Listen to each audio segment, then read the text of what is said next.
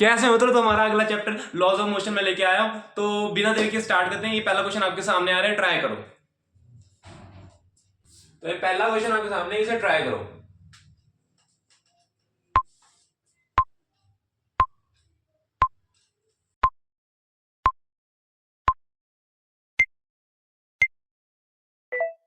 इस क्वेश्चन में क्या रखे, as shown in the figure 70 kg garden roller is pushed with a force F is equal to 200 Newton at an angle 30 degree with horizontal. The normal reaction of the roller is, देखो ये हमारे पास एक roller है ना, ये roller, ये रही तुम्हारी जमीन, ये रही जमीन, है ना। तो यहाँ पे मैं क्या रखा है कि इसके ऊपर कितना ही फोर्स लगा रखी है, F is equal to 200 newton, है ना, ये लगा रखी है। तो देखो ये लगा ऐसे लग रही है, तो इसको ये मत समझना कि यहीं पे मोड़ कर दो, ये इसको हाँ एक तरह का एफ वेक्टर है, तो फिर इसको हम यहाँ पे ऐसे लगाएंगे, इसको मिटाओ और एफ को बेसिकली ये सेंटर ऑफ मास पे लगेगा, है ना, सेंटर ऑफ मास पे लगेगा। अब देखो है? ये एंगल था 30 डिग्री। अब mg को हम कहा बनाते हैं, सेंटर ऑफ मास पे है, mg लगेगा सेंटर ऑफ मास पे, m कितना है 70, तो mg होगा 700 न्यूटन, है ना, mg हो गया 700 न्यूटन, ये mg है, ये mg है। और ये f था तुम्हारा, f कितना था 200 न्यूटन, है ना, ये मैंने इसी को यहां पे लिखा है, ठीक है। तो जब इसका कंपोनेंट लेंगे ये इधर जाएगा f cos 30 डिग्री और इधर जाएगा f sin 30 डिग्री है। और नॉर्मल रिएक्शन कैसे लगता है, नॉर्मल रिएक्शन ऊपर साइड लगता है कांटेक्ट फोर्स के बिल्कुल परपेंडिकुलर, है ना, कांटेक्ट सरफेस के बिल्कुल परपेंडिकुलर कांटेक्ट फोर्स। अब ये कांटेक्ट फोर्स होती है ना, ये उसके परपेंडिकुलर लगेगा, तो फिर ये हो गया तुम्हारा m। तो यहां से क्या होगा, तुम्हें नॉर्मल रिएक्शन निकालना है, तो नॉर्मल रिएक्शन किसके इक्वल हो गया, f sin 30 डिग्री प्लस ये 700 न्यूटन यानी mg, f sin 30 डिग्री हो गया, f sin 30 डिग्री हो गया 100 इंटू 1/2 प्लस 700, ये बन गया, एक मिनट, f तो कितना है, f तो 200 है, सॉरी, तो ये हो गया, ये बन गया 100 प्लस 700, 800 न्यूटन की। क्या बात क्लियर है, कौन सा ऑप्शन आ रहा है, सी ऑप्शन सही है, नोट करो। ये अगला क्वेश्चन आपके सामने, इसे ट्राई करो।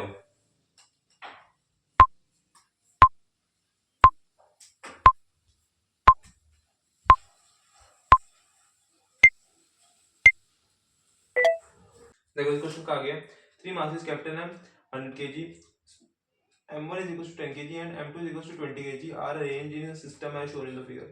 All the surfaces are frictionless and strings are inextensible and weightless, ठीक है। The pulleys are also weightless and frictionless. The force capital F is applied on the system so that the mass m2 moves upward with acceleration of 2 meter second minus 2। तो फिर यहाँ पे हमसे value of F पूछती है, तो एक काम करते हैं, ये फटाफट डायग्राम बना देते हैं।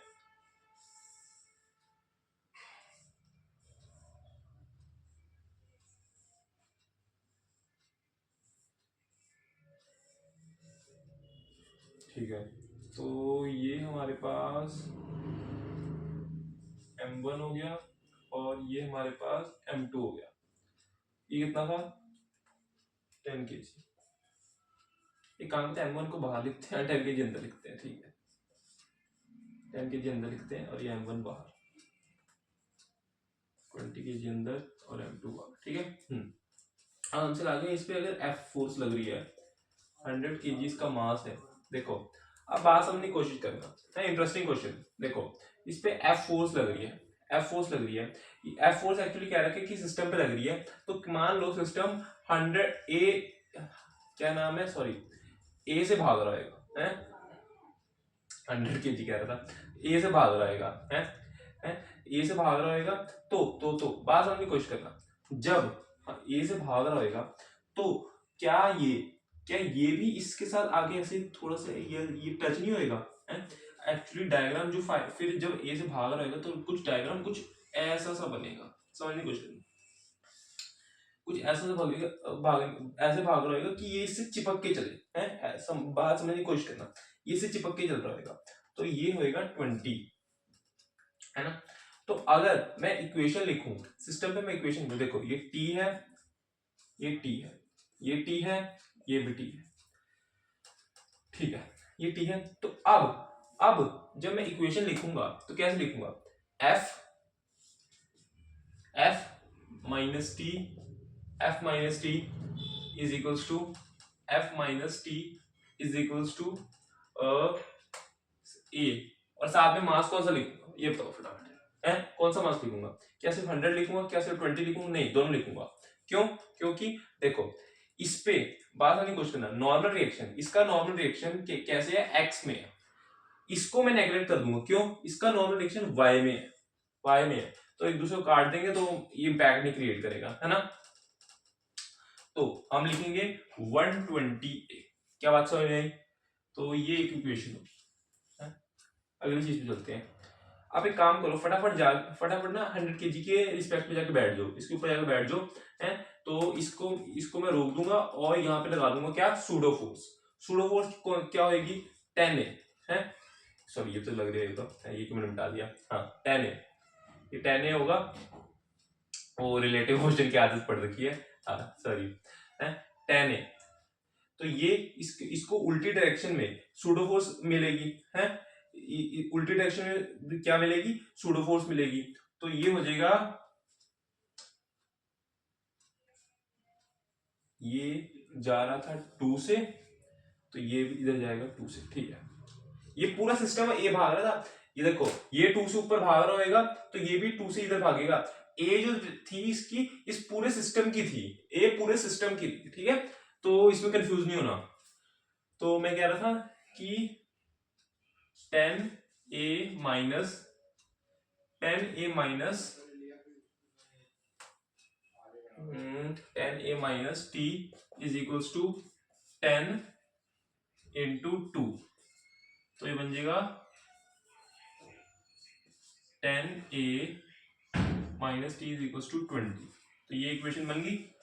अब ये चीज ऊपर 2 से भाग रही है, ये चीज 2 से ऊपर भाग रही है, तो इसके लिए इक्वेशन लिखो, नीचे लग रहा होगा 200 न्यूटन, है ना, 200 न्यूटन। तो इसकी इक्वेशन कहाँ? यहाँ लिख दूं, है, इसकी इक्वेशन यहाँ बना दूं, कि वहां पे थोड़ी जगह कम है, यहाँ पे मैं सॉल्व कर दूंगा ना। तो यहाँ पे मैं इसकी इक्वेशन लिख रहा हूँ, कैसे लिखूंगा? देखो ऊपर जा रहा है ना, तो नेट इक्वेशन में जो होगी टी, ऊपर वाली को पहले लिखूंगा ना, T minus 200 is equals to, लिख तो रहा ना, एक मिनट, हाँ यहाँ लिख, T is equals to 200 is equals to 20 into 2। तो यहां से देखो ध्यान से, 20 इंटू 2 40, तो टी की वैल्यू 240 न्यूटन बन गई, टी इज इक्वल्स टू 240 हो गया। इसको इसमें पुट करो, ये हो जाएगा 10A minus 240 is equals to 20, तो 240 इधर गया, ये बन गया 260, तो ए आ गया 26 मीटर सेकेंड माइनस 2, ठीक है, 26 आ गया। तो अब ए को इसमें पुट करो, तो ये बन जाएगा एफ, टी की वैल्यू कितनी है? 240,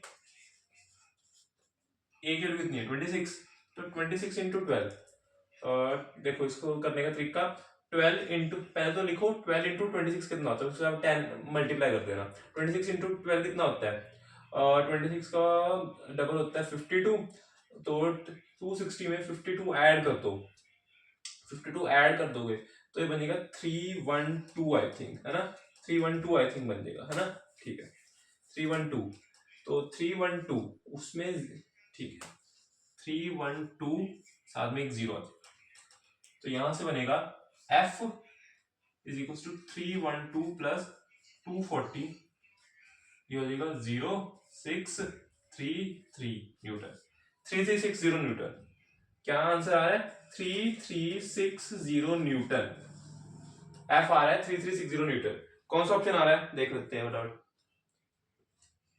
ए ऑप्शन सही है, देख ये अगला क्वेश्चन आपके सामने है, ट्राई करो।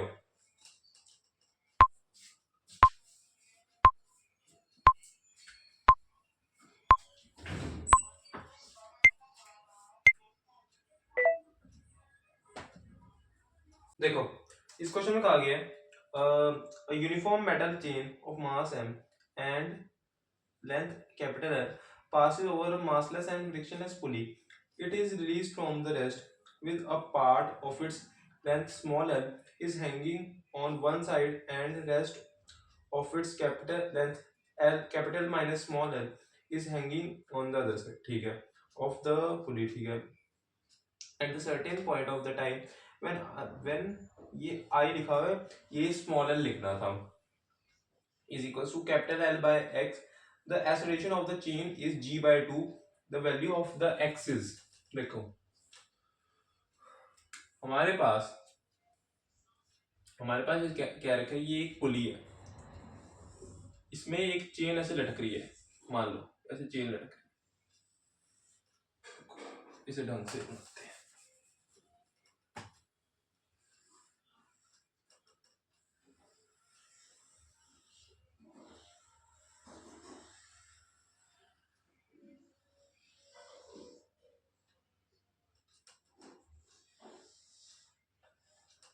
है ना, ये ऐसे चेन लटक रही है, इसकी लेंथ है स्मॉल एल और इसकी है कैपिटल माइनस स्मॉल एल और टोटल लेंथ है एल, ठीक है। तो एक काम करते हैं, ये ऐसे डायग्राम बना हुआ ना, तो एक काम करते हैं, हम क्या करते हैं, सिंपल एल की लेंथ है कैपिटल एल, मतलब टोटल जो हमारे पास चेन है उसकी लेंथ है कैपिटल एम, है ना। तो एक यूनिट अगर मान ले तो वो हो जाएगी एम बाय एल, है लीनियर मास डेंसिटी जिसे हम कहते हैं ना। और अगर तुम्हें इसकी निकालनी है, इस स्मॉल एल की, तो एल स्मॉल एल से दो तरफ मल्टीप्लाई कर दो, M by L small L, है ना। अब तुम्हें क्या करना है, इसकी निकालनी है, इसकी निकालने के लिए एक मास ये मिल गया, एक मास निकालने के लिए इसमें अब capital L minus small L से मल्टीप्लाई कर दो, है ना, तो दूसरा मास मिल जाएगा। ये मान लो इस वाली साइड का मास m1 है तो इधर का m2 हो जाएगा, मान लो इसे m1 कह दो, तो ये हो जाएगा m by L capital L minus small L, है ना। इसको मान लेते हैं m2, है m2, m1 m2 निकल गए। अब एक काम करते हैं, इस वाले को रिप्लेस कर दो इस डायग्राम से। अब हम डायग्राम को चेंज करते हैं, हमने पहले ये डायग्राम देखा, अब ये डायग्राम देखो, इसको चेंज कर देते हैं।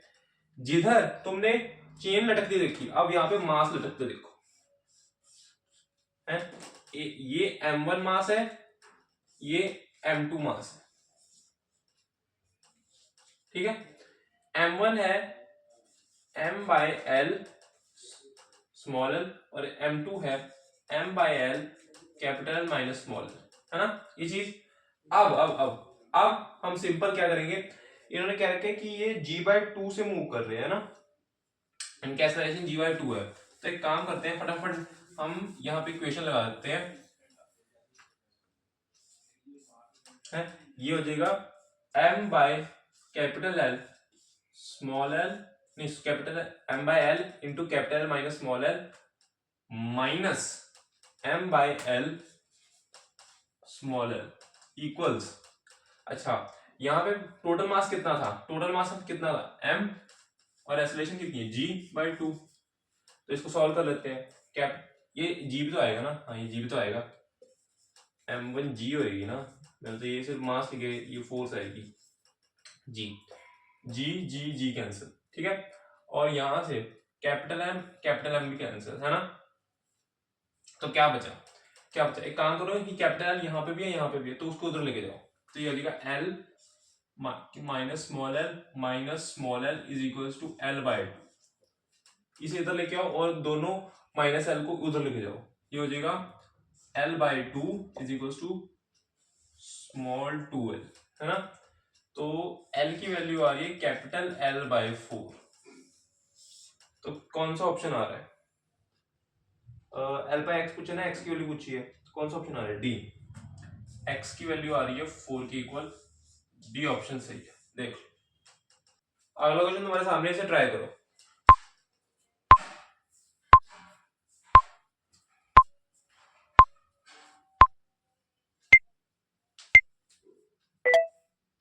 देखो इस क्वेश्चन का आ गया, in arrangement shown in the figure a1 a2 a3 and a4 are the acceleration of the mass m1 m2 m3 and m4 respectively, which of the following relations is true for the following arrangement। यहाँ पे एक diagram बना रखा है कुछ ऐसा सा, ये ऐसा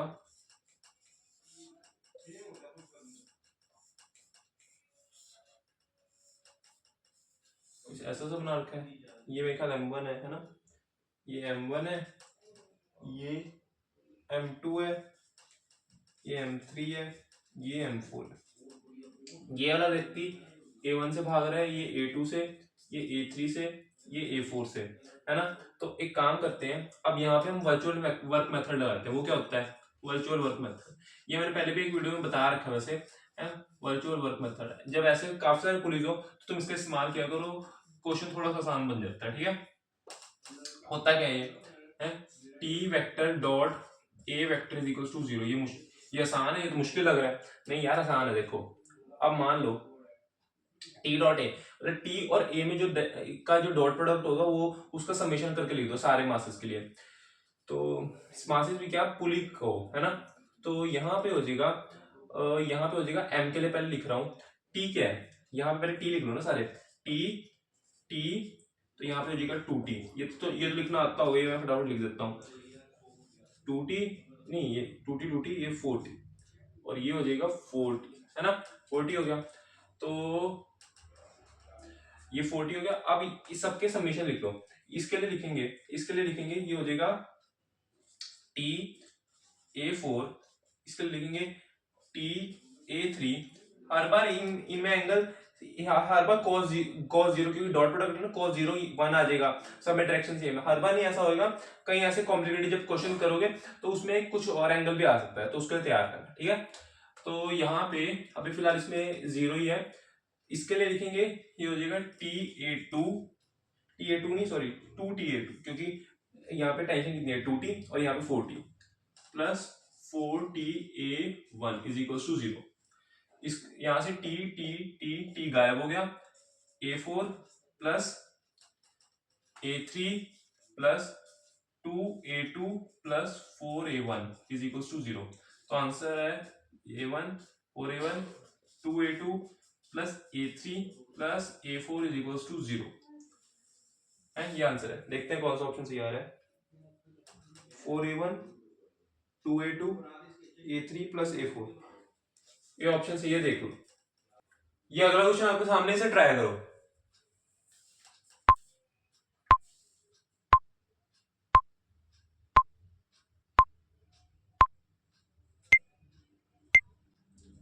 अब इस क्वेश्चन का आ गया है, the boxes of mass 2 kg and 8 kg are connected by a massless string passing over a smooth pulleys. Calculate the time taken by box of mass 8 kg to strike the ground starting from the rest. G is equal to 10 metre per second square. ठीक है, देखो हमारे पास ये मैं diagram बना रहा हूँ, ये हमारे पास कैसा दे रखा है,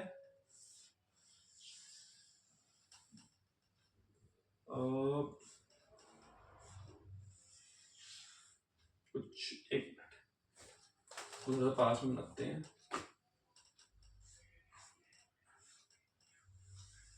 कुछ ऐसा सा डायग्राम है ना, कुछ ऐसा सा।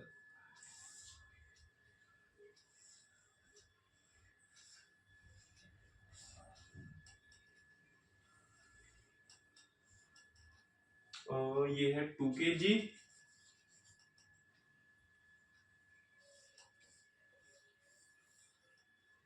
और ये है 8 kg। ठीक, तो हमसे बात करी गई है कि अगर ये कितना है 20 सेंटीमीटर, तो 20 सेंटीमीटर है तो इसको मैं 0.2 मीटर में कन्वर्ट कर रहा हूँ, 0.2 मीटर बना लू उसे, 0.2 मीटर बन गया है। इसे मैंने कन्वर्ट कर दिया, बना लिया 0.2 मीटर में, है ना, 20 सेंटीमीटर को। तो अब क्या, ये जो चीज है इसमें कहा गया कि 8 kg को ये 0.2 मीटर या नीचे आने में, स्ट्राइक करने में कितना टाइम लगेगा। तो उसके लिए मैं क्या कर रहा हूं, सबसे पहले मैं इसका फ्री बॉडी डायग्राम बना रहा हूं। टी टी टी टी, ये भी टी, और ये बन जाएगा 2t, ये टी और टी 2t बन जाएगा। ठीक है, ये 2t है तो ये भी 2t है ना, और ये बन जाएगा 80 इसका वेट है ना, इसका भी वेट नीचे लग रहा होगा 20 है ना। अच्छा, अब हम दोनों के लिए लॉज ऑफ मोशन वाली इक्वेशन बना ले। कैसे, देखो, अगर ये नीचे आएगा तो ये ऊपर जाएगा, तो ये बन जाएगा t माइनस, इसके लिए लिख रहा हूं t minus 20 is equals to, अच्छा ये ऊपर जा रहा है मान लो a2 से, और ये नीचे आ रहा है मान लो a1 से, मुझे पता नहीं है इसकी एक्सेलरेशन कितनी है, तो ये बन जाएगा 2a2 है ना, और ये जा रहा है नीचे जा रहा है ना, तो 80 minus 2t is equals to 8a1। क्या बात क्लियर है? ठीक है। अच्छा, अब मैं इस बात को समझने की कोशिश करना, यहाँ पे 3 वेरिएबल्स हैं, t, a1, a2।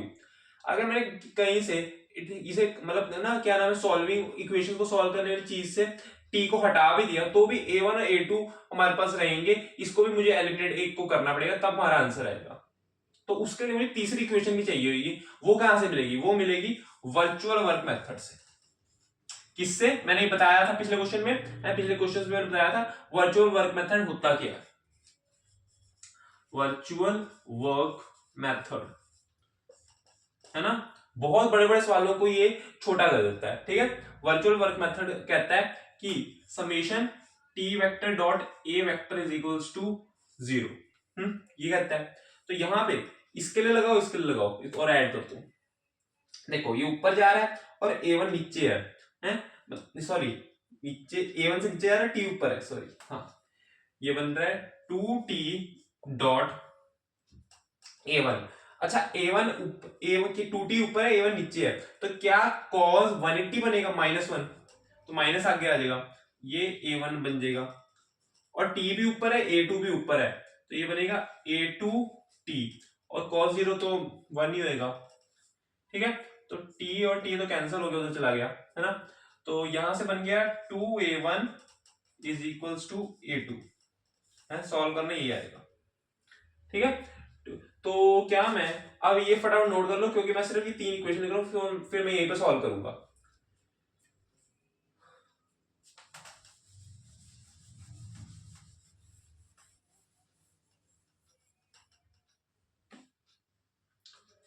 To A one is equals to a2 है ना। अब इसको सॉल्व कर लेते हैं। तो सॉल्व करने के लिए एक काम करो, पहले इन दोनों को सॉल्व कर रहे हैं, पहले इक्वेशन 1 और 2 को सॉल्व कर रहे हैं, ये 1, ये 2 और ये 3। ठीक है, तो 1 और 2 को सॉल्व करने के लिए देखो मैं क्या कर रहा हूं, इस पूरी इक्वेशन को 2 से मल्टीप्लाई करो, ये बन जाएगी 2t minus 40 is equals to 4a2, और ये 80 minus 2t is equals to 8a1। तो एक काम करो, उनको ऐड करो, ये और ये कट जाएंगे, तो बचेगा 40 is equals to 4a2 plus 8a1 है ना। तो यहां से मुझे दिख रहा है कि 4 कॉमन आ रहा है, और वो 4 इससे कट रहा है, तो ये बन जाएगा 10 is equals to a2 plus 2a1 है ना।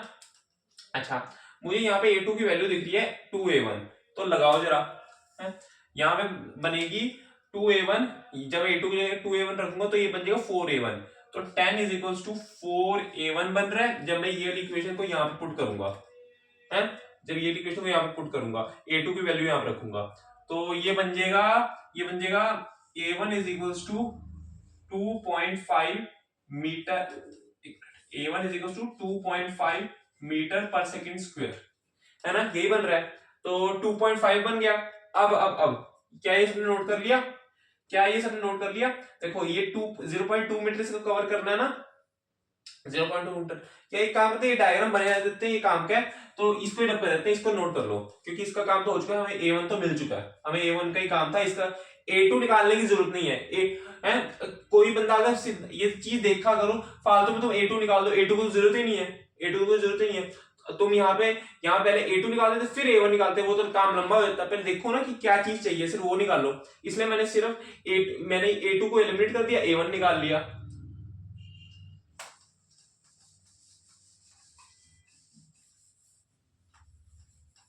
है ना। अच्छा, अब सिंपल इक्वेशन ऑफ मोशन लगा दो। क्या? S is equal to ut plus half AT²। अच्छा, इन्होंने कहा है रेस्ट से स्टार्ट करना है, तो ये चीज जीरो बन गई, तो ये हो गया S is equal to half AT²। है ना। S देखो, अब तुमने अगर तुम कहो कि मैं नेगेटिव भी साथ में लगाऊं कि S नीचे जा रहा है, तो A भी तो नीचे ही जा रहा है, तो बात तो सही है, लेकिन इसमें जरूरत नहीं है, है? क्यों क्यों अपने लिए काम बढ़ाए, है ना। सिंपल जो हमें मिल रहा है निकाल दो। यहाँ पे S तुमने लगाना लगा लो, वो कट जाएंगे, माइनस कट जाएगा, ठीक है। S हो जाएगा 0.2 half 2. Half into 2.5 into T², है ना। तो ये बनेगा 0.4 इज इक्वल टू 2.5 T²। ये बनेगा 4/25 इज इक्वल टू T²। तो यहां से T की वैल्यू आ रही है 2/5 यानी कि 0.4 सेकेंड्स। 0.4 सेकेंड्स क्या आंसर आ रहा है? 0.4 सेकेंड्स। इसे नीचे आने में 0.4 सेकेंड्स लगे हैं। कौन सा ऑप्शन आ रहा है? तुम्हारा डी ऑप्शन बिल्कुल सही है, नोट करो। ये अगला क्वेश्चन तुम्हारे सामने से ट्राई करो।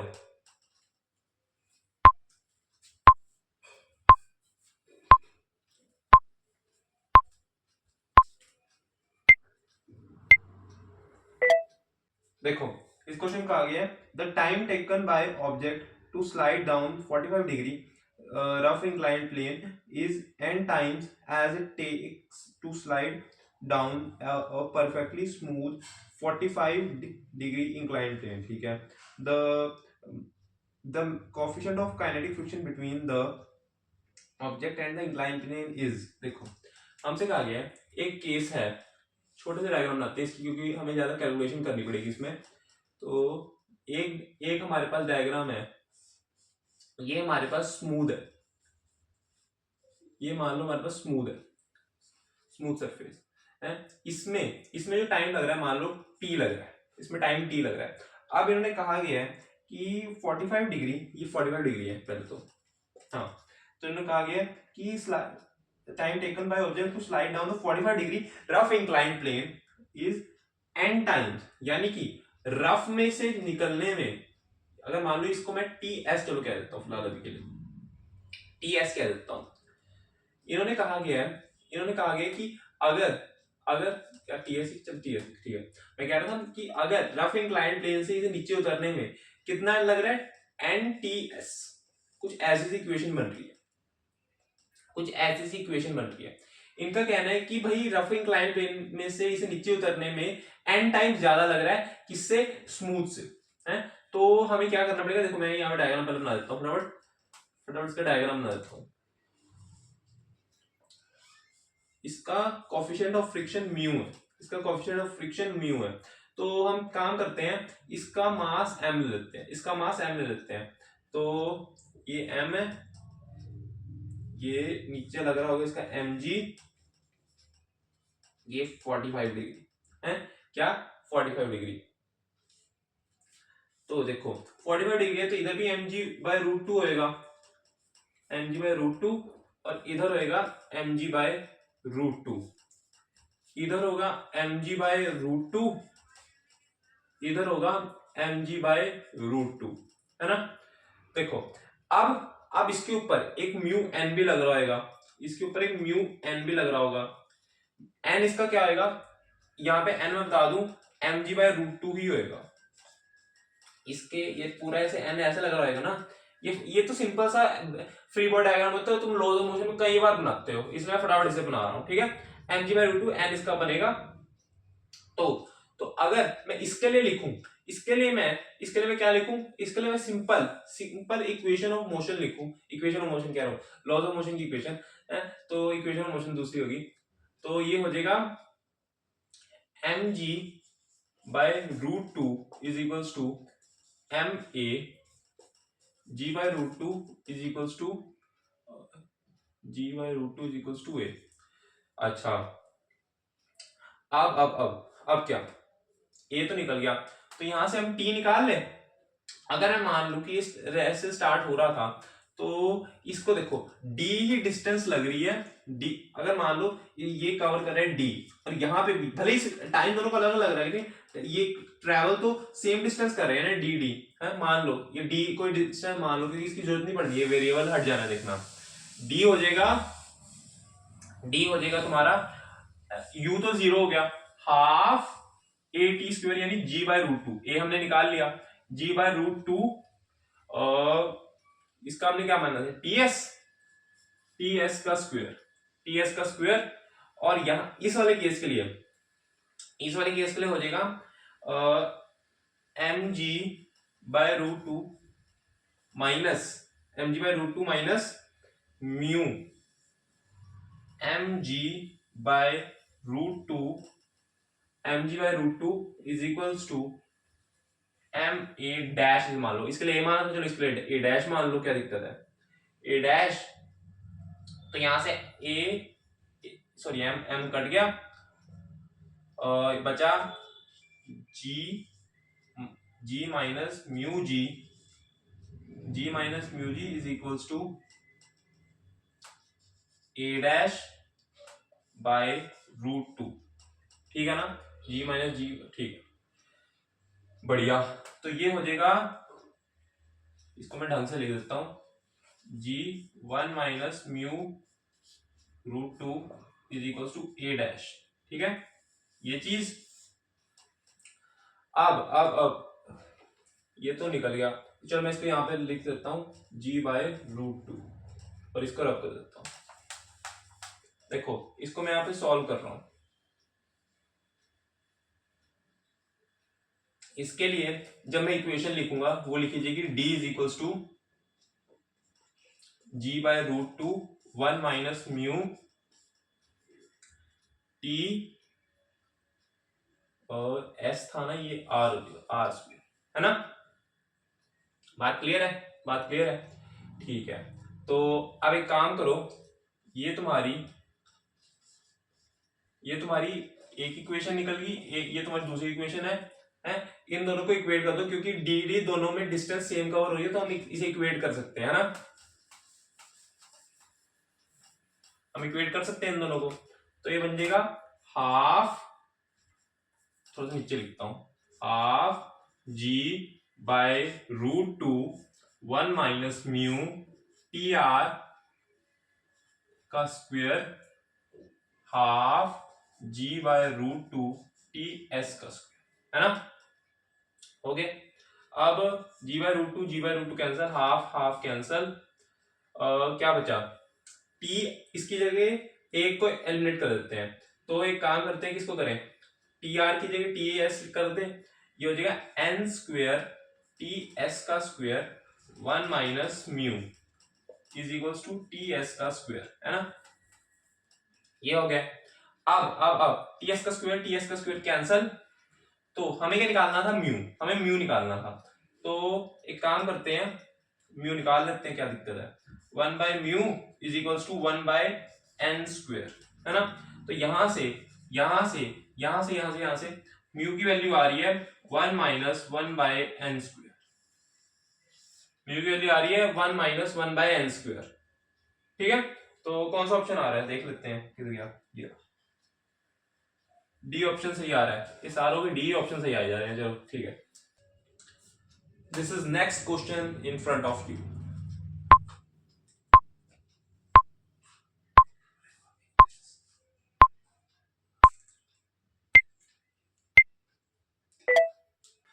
देखो इस क्वेश्चन को आगे, a system of two blocks of mass m is equals to 2 kg, capital M is equal to 8 kg is placed on the smooth table as shown in the figure. The coefficient of static friction between the two blocks is 0.5. The maximum horizontal force capital F that can be applied to the block of mass capital M so that the block move together will be, देखो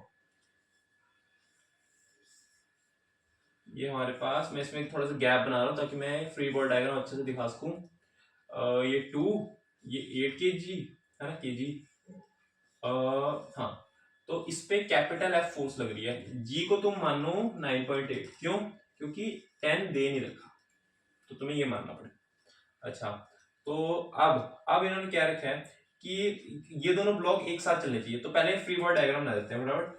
8 into 9.8, 9.8 into 8 कितने को 4, 78.4, ठीक, 78.4 Newton. और इसका होगा 2 into 9.8, 19.6 Newton. तो इसका होगा N1, यहाँ पे भी लगेगा N1, ये N2, ठीक है, बात क्लियर है। तो ये हो गया।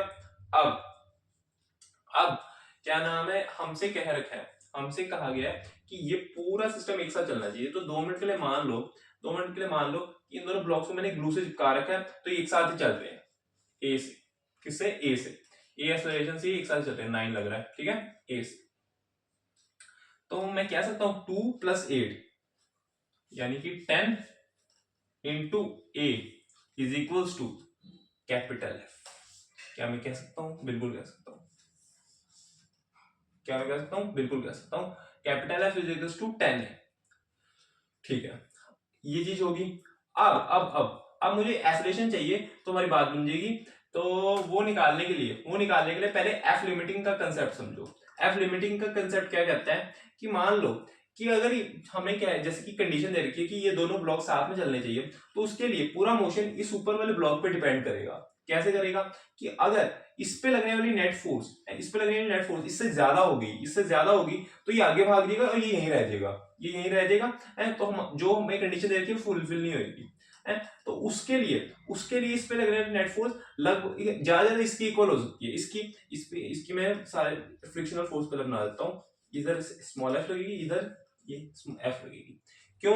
ये आगे क्यों लगी? क्योंकि इस पे लगने वाली सिर्फ यही वाली फोर्स है, तो इन दोनों को साथ साथ चलना है, तो इस पे जो फोर्स लगनी चाहिए वो आगे की तरफ लगनी चाहिए। वरना अगर इस पे फोर्स पीछे की तरफ लगेगी है तो ये तो यहीं रुक जाएगा। तो एक कंडीशन तो ये भी होगी कि ये आगे लगनी चाहिए, ठीक है। ये आपने कई बार बनाए होंगे ऐसे डायग्राम, ठीक है।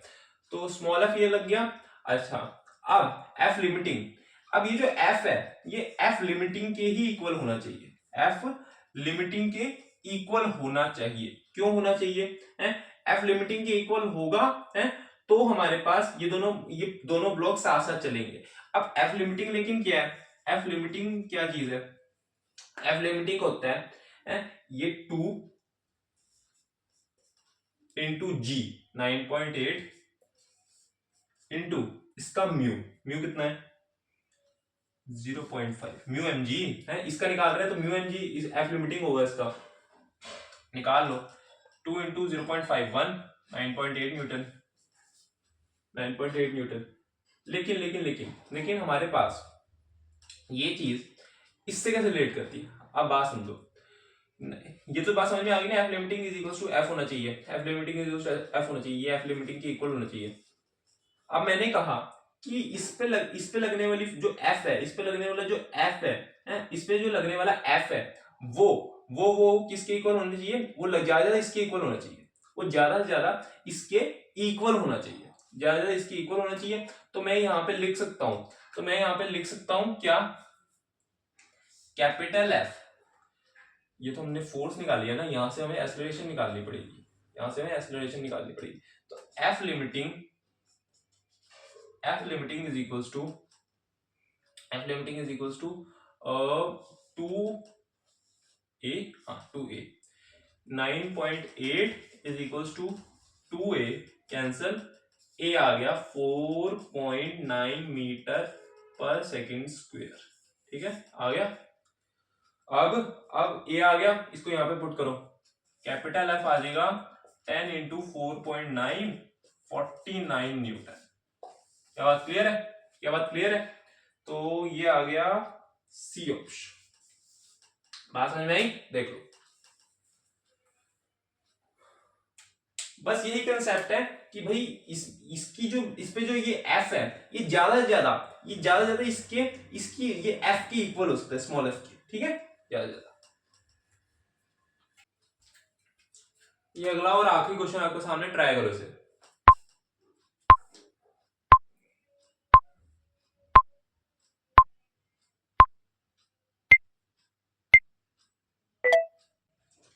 इस क्वेश्चन में कहा गया, an insect crawls up a hemispherical surface very slowly. The coefficient of friction between the insect and the surface is 1/3. If the line joining the center of the hemispherical surface to the insect makes angle alpha with a vertical, ठीक है. Maximum possible value of alpha is given by, ठीक है. बहुत ही famous question है ये मान लो ये insect है ना, कुछ ऐसा सा बाउल है, ये अल्फा एंगल बन रहा है, यहाँ पे ये अल्फा एंगल बन रहा है,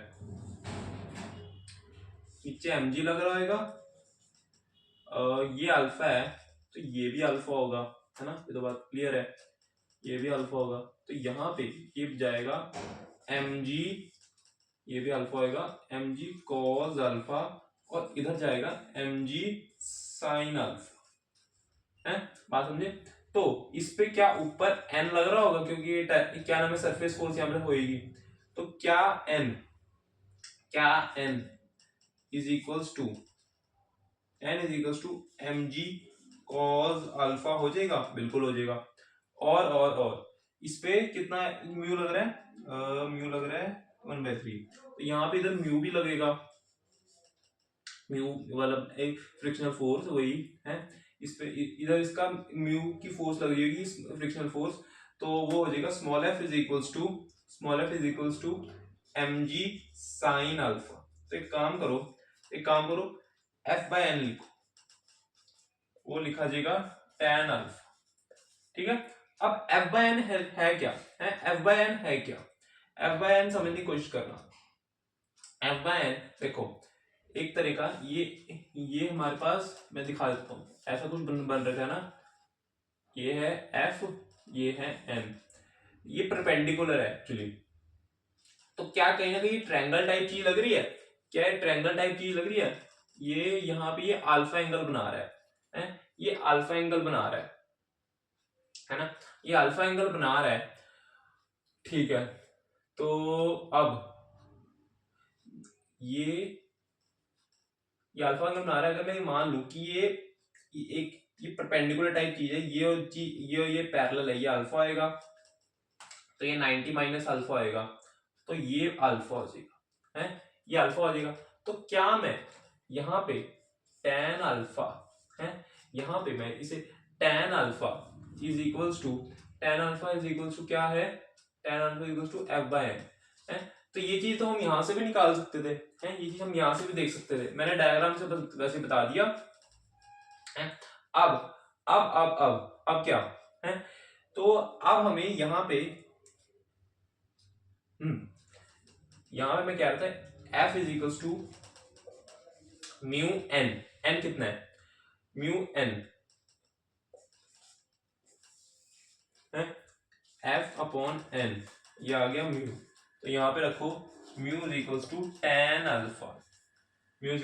अल्फा, लेकिन हमें क्या चाहिए, म्यू की वैल्यू कितनी दे रखी है, 1/3, तो ये हो जाएगा 1/3 is equals to tan alpha आ जाएगा कॉट इनवर्स, देखो ना 3 कॉट इनवर्स 3, क्योंकि जब मैं इसे रेसिप्रोकल करूंगा तो 1/tan अल्फा कॉट अल्फा आएगा, और जब मतलब निकालूंगा तो cot alpha is equals cot inverse 3 लिख लो, या cot 3 is equals to alpha बात 1 है, सॉरी क्या लिख रहा हूँ, 3 यही है ना, हाँ 3 is equals to cot alpha, ऐसा लिख लो, तुम्हारी मर्जी है.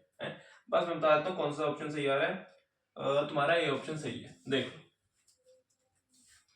होप आपको ये सारे क्वेश्चन समझ में आए होंगे, मैंने जो कंसेप्ट बताए 2 ब्लॉक सिस्टम और दूसरे जो कंसेप्ट बताए वो सारे समझ में आएंगे, चीजें क्लियर होंगी, कॉन्सेप्ट्स क्लियर होंगे हैं. ये जितने भी क्वेश्चन है आपसे अगर पहली बार सॉल्व हो रहे हैं तो मतलब आप सही जा रहे हो, जैसे मतलब तैयारी कर रहे हो करते रहो हैं. तुम जो मतलब क्वेश्चंस का रोज अमाउंट लगाते होगे 60 70 80 जितने भी क्वेश्चन करते होगे करते रहो हैं, PYQs करते रहो हैं, टेस्ट देते रहो हैं, बस जैसे चलते रहोगे तुमसे सारे क्वेश्चन सॉल्व हो रहे हैं, ठीक है, चिंता वाली कोई बात नहीं है. बाकी आपको समझ में आए होंगे, चीजें क्लियर होंगी, कॉन्सेप्ट्स क्लियर होंगे, और ये वीडियो अच्छी लगी तो वीडियो लाइक कर देना, चैनल सब्सक्राइब कर देना. Okay, thank you.